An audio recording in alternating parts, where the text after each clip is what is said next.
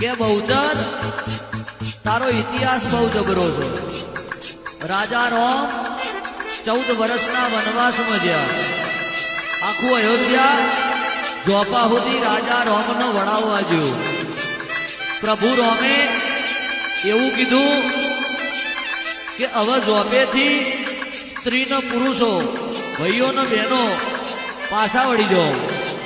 તે દાડો સ્ત્રી અને પુરુષ પાછા વળી ગયા, પણ જે સ્ત્રીમય ના આવે અને પુરુષમય ના આવે એવો કિન્નર સમાજ અયોધ્યાના જોપે પલોઠી વાળીને બેહી ગયો. 14 વર્ષે રાજા રામ પાછા આયા.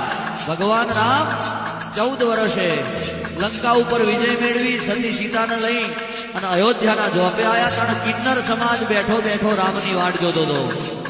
રામે કીધું કે તમે અહીં કેમ બેઠા છો? કે આજના નહીં બેઠા, 14 વર્ષથી બેઠા છે. કેમ?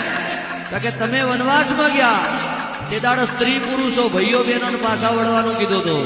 અમે ભાઈમય ના આવીએ, બેનમય ના આવીએ, સ્ત્રીમય ના આવીએ, પુરુષમય ના આવીએ. એટલે અમે કિન્નર સમાજ મારો રામ આજે આવશે કાલે આવશે એવી વાટ જોઈ અયોધ્યાના જોપે બેઠા છીએ.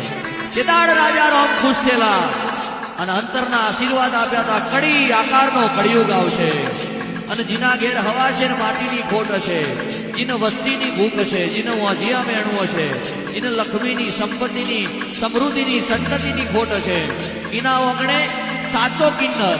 એવો કિન્નર, સાચો કિન્નર મા બહુચરનો સેવક 3.5 તાલી પાડીને એમ કહે છે કે જા તારી પેઢીની જય થઈ જશે.